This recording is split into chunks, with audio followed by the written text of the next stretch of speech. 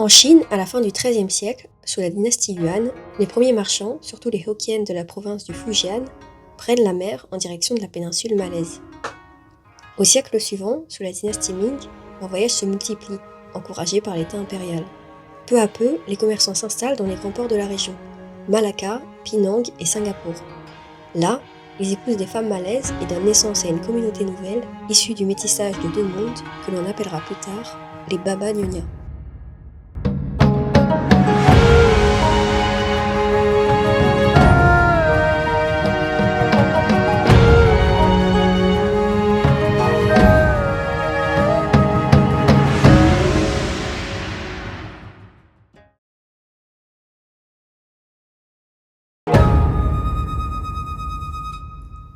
Au fil des siècles, les Baba Nyonya développent une culture unique, reflet de leur double héritage, et évoluent au sein d'une contrée marquée par les diverses vagues d'influences culturelles, causées par les commerces maritimes, mais aussi les dominations et colonisations, principalement européennes.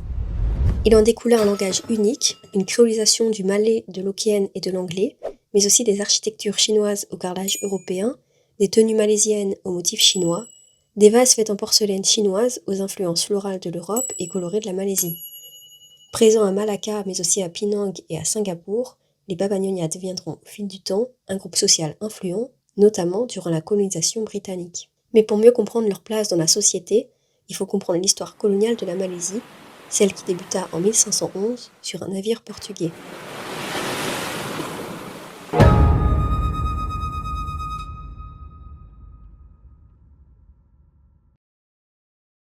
En 1511, les Portugais, sous le général Afonso de Albuquerque, s'emparent de Malacca, capitale d'un sultanat influent de la région. La ville, convoitée pour son emplacement stratégique sur les routes du commerce maritime, reste sous domination portugaise pendant 130 ans. Mais en 1641, les Hollandais prennent le relais après avoir chassé les Portugais et étendent leur influence sur le sultanat de Johor. Quelques décennies plus tard, les Britanniques font leur apparition dans la région. En 1786, Francis Light négocie avec le sultan de Kedah pour obtenir l'île de Penang en échange d'une promesse de protection contre le royaume de Siam, promesse jamais tenue. Penang devient la première colonie britannique de ce qui deviendra plus tard la Malaisie. En 1819, les Britanniques obtiennent l'île de Singapura, à l'extrême sud du sultanat de Johor, puis en 1824, ils récupèrent Malacca par un accord avec les Hollandais. Ce traité leur garantit le contrôle exclusif de la péninsule malaise, tandis que les Hollandais se concentrent sur l'archipel indonésien. C'est ainsi que naît le regroupement des Strait Settlements, l'établissement des détroits, qui inclut Penang, Malacca et Singapour, devenues colonies britanniques, le reste de la péninsule étant placé sous protectorat. Durant cette colonisation, les Pelanakan s'intègrent dans la structure coloniale. Beaucoup d'entre eux reçoivent une éducation à l'anglaise dans des écoles missionnaires. Leur bilinguisme, leur compréhension des cultures chinoises et malaises ainsi que leur fidélité à la couronne britannique leur permettent de jouer un rôle d'intermédiaire privilégié entre l'administration coloniale et les populations locales. Avocats, médecins, fonctionnaires, leur ascension sociale s'accompagne du surnom de King Chinese ou Chinois du roi. Si la communauté Baba Nyonya doit sa prospérité au commerce et à l'importation de marchandises chinoises comme le thé, le caoutchouc, le textile, la porcelaine ou encore les épices, une zone grise plane au-dessus de la richesse, notamment au sein de certaines familles parmi les plus riches de la communauté Pelanakan, qui étaient impliquées dans des activités douteuses liées à l'opium, aux jeux d'argent, à la prostitution, à l'alcool ou encore aux sociétés secrètes. Des activités lucratives qui peuvent être perçues à travers nos yeux modernes comme criminelles, bien que permises et parfois même régulées par les institutions coloniales britanniques. Cependant, s'ils sont politiquement loyaux aux Britanniques, ils demeurent culturellement attachés à la Chine et à la péninsule malaise et profondément enracinés dans les détroits, ce qui façonne toute la complexité de leur identité métissée. C'est cette ambivalence qui va les fragiliser durant la Seconde Guerre mondiale.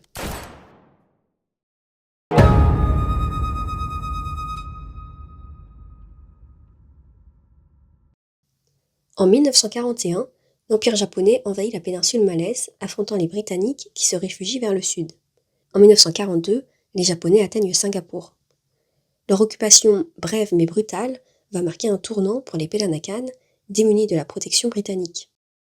L'Empire japonais, alors ennemi de la Chine et de l'Occident, se montrera hostile envers les Pelanakan, perçus comme trop occidentalisés et trop sinisés. Leur statut de Chinois du roi, jusque-là valorisant, commencera à leur porter préjudice. La culture Pelanakan décline et des riches familles s'appauvrissent. Le massacre de Sook Ching en 1942 à Singapour visant les hommes chinois n'épargne pas les Pelanakan. Entre 5 000 selon les chiffres japonais et jusqu'à 100 000 personnes selon la communauté chinoise sont exécutées. Les massacres et répressions ciblant la communauté chinoise à laquelle les Pelanakan sont inclus se sont étendus à l'ensemble de la péninsule.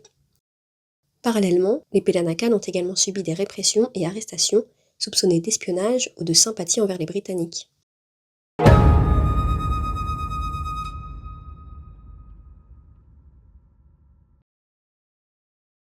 Après la capitulation du Japon en 1945, les Britanniques reprennent rapidement leurs possessions et les Pelanakan retrouvent leur mode de vie avantageux.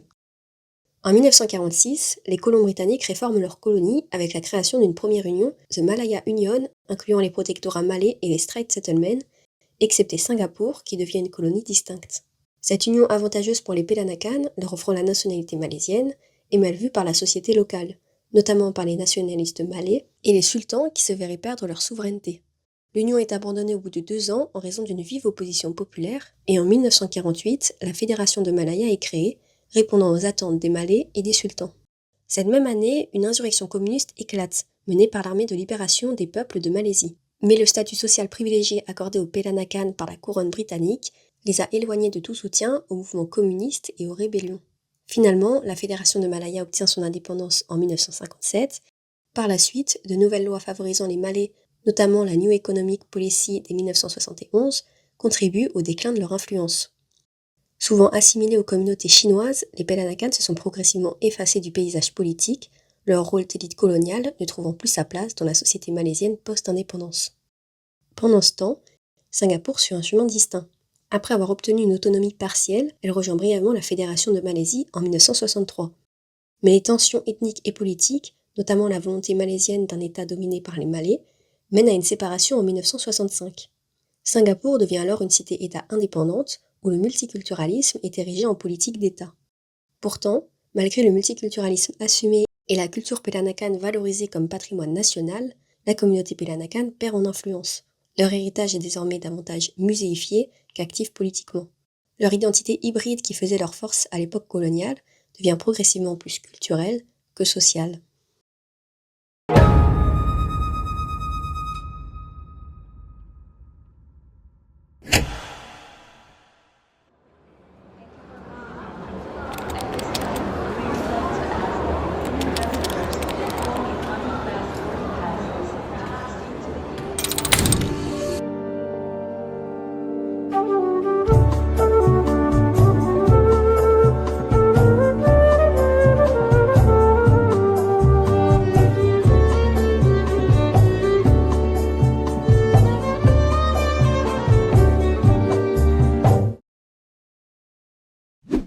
Au cœur de leur richesse, les Papagnoniens ont développé une culture vibrante et colorée unique qui a su mettre en lumière chaque part de leur héritage culturel. Mais ils ne sont qu'un des visages du monde Pelanakan, un terme plus large qui englobe différentes communautés métissées nées dans les mêmes dynamiques de commerce, de migration et d'échanges culturels en Asie du Sud-Est. Parmi ces communautés Pelanakan, on trouve les Jawi Pelanakan qui regroupaient à l'origine les descendants d'hommes musulmans sud-asiatiques mariés à des femmes malaises musulmanes. Le terme s'est ensuite élargi pour inclure les descendants de migrants arabes établis dans la région. Le mot Jawi, emprunté à l'arabe, désigne d'ailleurs l'Asie du Sud-Est. Mais aussi les Chiti Pelanakan ou les Pelanakan indiens, qui sont les descendants de marchands tamouls hindous établis à Malacca dès le XVIe siècle. Ils forment une petite communauté pratiquant l'hindouisme, parlant un créole tamoul malais et ont développé des coutumes propres. Chaque groupe Pelanakan a ainsi sa langue, ses pratiques religieuses, ses vêtements, ses formes artistiques et culinaires spécifiques, tout en partageant un ancrage historique commun, celui des ports de commerce cosmopolites de la péninsule malaise, carrefour d'échange entre l'Asie orientale, du Sud, du Sud-Est ainsi que l'Europe. La richesse artistique des cultures Pelanakan s'observe dans l'architecture, la gastronomie, la mode, les arts décoratifs et le langage. Ce métissage culturel singulier, né du brassage maritime et des mariages interethniques, a survécu aux époques coloniales, aux occupations étrangères et aux mutations nationales, devenant aujourd'hui un patrimoine vivant reconnu à Singapour, Penang, Malacca et au-delà.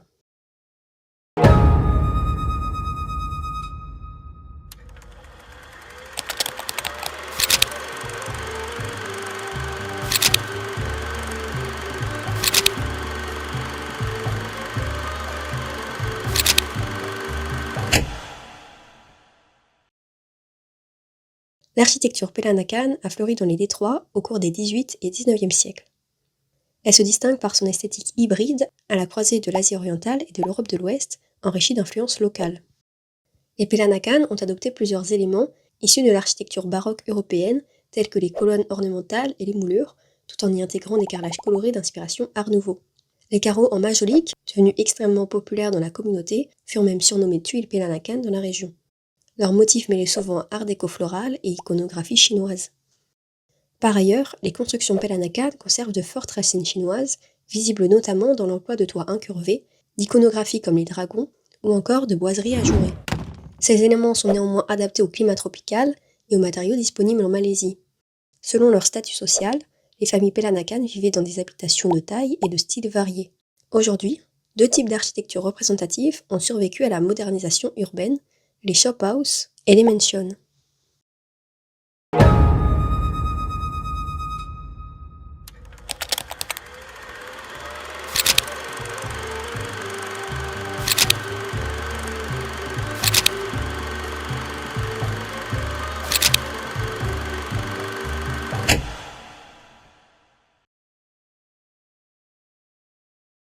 À l'origine réservée à la noblesse javanaise, la kebaya se diffuse peu à peu dans la région. Sous la colonisation hollandaise en Indonésie et britannique en Malaisie, les femmes européennes adoptent la kebaya, créant une version au tissu plus blanc qui leur est réservée pour se distinguer des femmes locales. Au fil du temps, la kebaya continue d'évoluer et finit par être adoptée par plusieurs communautés, dont les Baba Nyonya, qui portaient jusque-là le baju pajang. Délaissant progressivement le baju pajang, la jeunesse Peranakan est séduite par la raffinerie de la kebaya, troquant la modestie de l'ancien vêtement pour l'élégance du nouveau.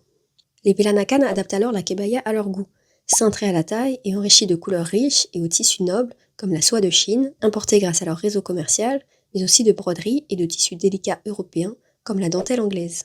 Ils réinventent également les kelongsang, qui prennent la forme de 3 broches verticales en or ou en argent, influencées par les traditions locales, chinoises, européennes, arabes et indiennes. La kebaya Nyonya et le salon qui l'accompagnent se partent désormais de motifs symboliques chinois, comme le phénix, le pan ou le lotus, accompagnés de fleurs européennes, telles que la rose, exprimant le métissage culturel propre aux Peranakan. Aujourd'hui, la kebaya tend à disparaître du quotidien, tant chez les Peranakan que dans d'autres communautés d'Asie du Sud-Est. Elle demeure toutefois un vêtement traditionnel emblématique, porté lors de mariages, cérémonies ou événements culturels, et visible dans les musées et maisons Peranakan. En 2023, la Malaisie, l'Indonésie, Singapour, la Thaïlande et le Brunei se sont joints pour proposer la kebaya à l'inscription sur la liste du patrimoine culturel immatériel de l'humanité de l'UNESCO, une reconnaissance qui a été officiellement accordée en décembre 2024.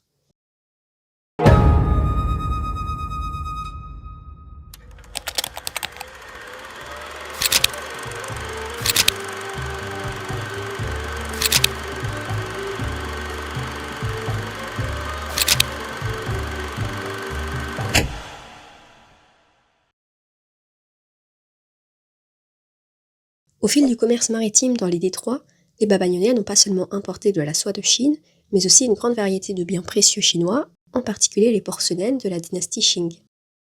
N'ayant pas de potier au sein de leur communauté, ils ont pendant des siècles passé commande auprès d'artisans des provinces d'où leur ancêtre était originaire, notamment Amoy, l'actuel Xiamen, et le Fujian. Ces ateliers fabriquaient pour eux des céramiques personnalisées et adaptées à leur goût, marquées par les influences multiples qui les entouraient. Vases, assiettes, bols et autres objets de table se retrouvent alors ornés de fleurs d'inspiration portugaise ou britannique, mêlées à des oiseaux et papillons venus de l'Empire du Milieu. Les couleurs rappellent les porcelaines dites famille rose, caractéristiques de la dynastie Qing.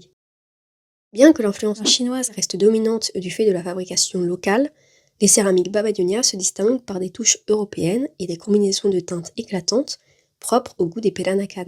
Parmi les plus emblématiques, on retrouve le rose, le bleu, le jaune et le vert. Cependant, cette production d'importation s'interrompt brutalement pendant la Seconde Guerre mondiale, lorsque les Peranakan perdirent richesse et statut sous l'occupation japonaise.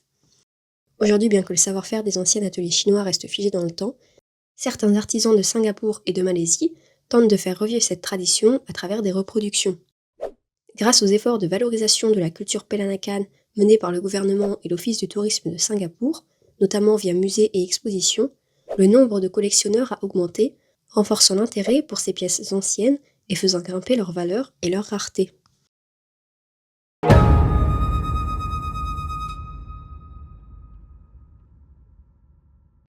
Bien que la culture Baba-Ñoña ait été un symbole de richesse pendant des siècles, elle se mit progressivement à décliner au profit de la modernité au cours du XXe siècle. La Seconde Guerre mondiale, les changements politiques et sociaux, ainsi que l'assimilation progressive aux cultures dominantes, ont contribué à l'effacement de certaines pratiques et savoir-faire. De nombreuses maisons furent abandonnées ou détruites, les costumes traditionnels relégués au passé, et les céramiques oubliées et dispersées. Mais à partir des années 1990, un regain d'intérêt émerge. Portés par des passionnés, des historiens, des artistes et des institutions, les efforts de préservation se multiplient. Musées spécialisés, restauration de maisons traditionnelles, reproduction d'objets anciens, festivals culturels et initiatives éducatives participent activement à sauvegarder et transmettre cet héritage. Aujourd'hui, la culture Baba-Ñoña occupe une place symbolique forte dans l'identité des villes des Détroits. À Malacca, Penang et Singapour, elle est devenue un emblème de la diversité culturelle, célébrée tant par les communautés locales que par les visiteurs. La richesse visuelle de leur art de vivre, la finesse de leur artisanat et la singularité de leur histoire en font un précieux témoignage du métissage dans l'archipel malais, un héritage fragile et méconnu, mais d'une beauté intemporelle.